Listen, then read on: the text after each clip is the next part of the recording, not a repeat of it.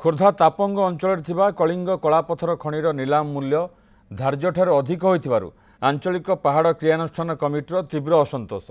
ए संपर्क में आंचलिक क्रसर मालिक संघ तापंग कार्यालय एक सांबादिक सम्मेलन में असंतोष प्रकाश करिछि।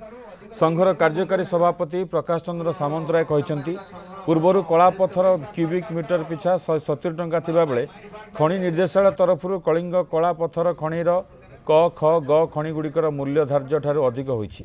सरकारी नियम अनुसार यह बढ़ी 500 टंका क्यूबिक मीटर होता बेले सही खनि निर्देशालय इस्ताहार में टांगेणी कलापथर खनिर मूल्य क्यूबिक मीटर पिछा 170 टंका रही।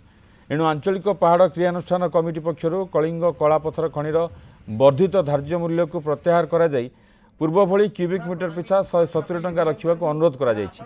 एणु नीलाम रे भाग नैथिबा व्यक्ति माने आंचलिक पहाड़ क्रियानुष्ठान कमिटी सह जोगाजोग करी वर्धित दर को प्रत्याहार करने सरकार निकट में दाबी उपस्थापन करने को अनुरोध करा जायछि।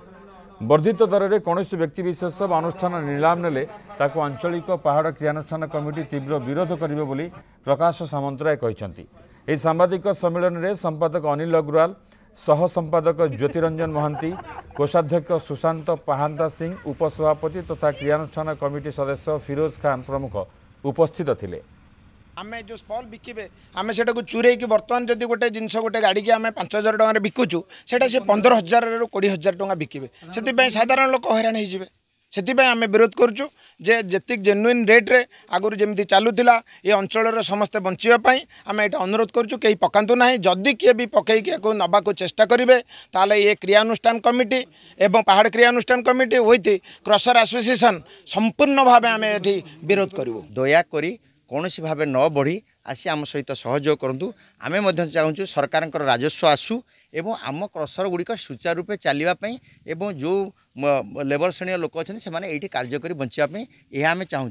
जदि यह किए अवमानना करी टेंडर प्रक्रिया रे अधिक दे भाग नहीं जाए जहाँ सरकार नीति नियम अनुसार टेंडर जी अधिक नहीं जाव से कौन आम तक रोकीपारि किंतु अंचल समस्त युव समाज क्रसर मालिक क्रियानुष्ठान कमिटी समस्ते बर्तमान प्रतिवाद करने बाध्य हेबू जे आमे विरोध करूँ जी नेले आमे ताको चलाई देबुन। यह हूँ आमर उद्देश्य।